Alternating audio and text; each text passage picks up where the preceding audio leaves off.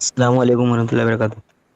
وعلیکم السلام ورحمۃ اللہ وبرکاتہ۔ وعلیکم السلام ورحمۃ اللہ وبرکاتہ۔ شیخ میں نے آپ کے ایپیسوڈ میں سنا تھا کہ جیسے یہ سجدے میں اور رکوع میں جاتے وقت کی جو دعا ہے، آپ نے بتایا تھا، دھیان سے میں سن نہیں پایا تھا، میں ایپیسوڈ بھول گیا آپ کا۔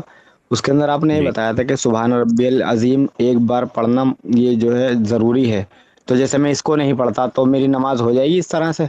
دوسری دعا پڑھتا ہوں میں۔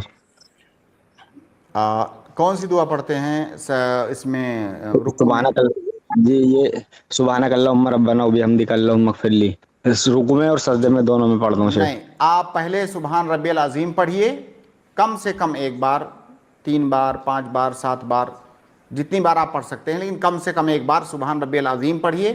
اس کے بعد جو دوسری دعائیں ہیں وہ پڑھیے۔ اس مسئلے میں بھی اختلاف ہے علماء کے یہاں، لیکن صحیح بات یہ ہے کہ سبحان ربی العظیم پڑھنا یہ واجب ہے۔ قرآن کریم کی وہ جو آیت ہے فَسَبِّحْ بِسْمِ رَبِّكَ الْعَظِيمِ، جب یہ آیت نازل ہوئی تو اللہ کے نبی صلی اللہ علیہ وسلم نے فرمایا اجعلوها فی رکوعکم، او کما قال نبی صلی اللہ علیہ وسلم، کہ اسے اپنے رکوع میں بناؤ، رکوع میں اسی کو پڑھو۔ سبح اسم ربک الاعلی نازل ہوئی، اللہ کے نبی صلی اللہ علیہ وسلم نے کہا اسے سجدے میں پڑھو، تو سجدے میں سبحان ربی الاعلی اور رکوع میں سبحان ربی العظیم پڑھ کے اس کے بعد جو دوسری دعائیں ہیں وہ دعائیں پڑھیں۔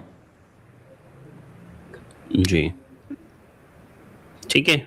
تو دونوں میں سے جیسے رکوع میں الگ اور سجدے میں الگ، یہ دونوں میں ہی ایک بار پڑھنی ہے کم سے کم؟ کم از کم ایک بار، جی۔ اچھا، تو اگر شیخ جیسے اتنے دن ہو گئے پڑھتے ہوئے اس کو چھوڑ تو نماز تو ہو جائے گی ویسے اس طرح سے، جیسے نہیں، اب اس کو چھوڑ دیا ہم نے دیکھیے، خالی؟ اب پیچھے جو ہوا اس کو چھوڑ دیجئے، آگے آپ اسی پر عمل کیجئے کہ کم از کم ایک بار پڑھ لیں، اس کے بعد پھر دوسری دعائیں پڑھیں۔ ٹھیک ہے۔ ہاں ٹھیک ہے سر، ٹھیک ہے شیخ، السلام علیکم۔ السلام۔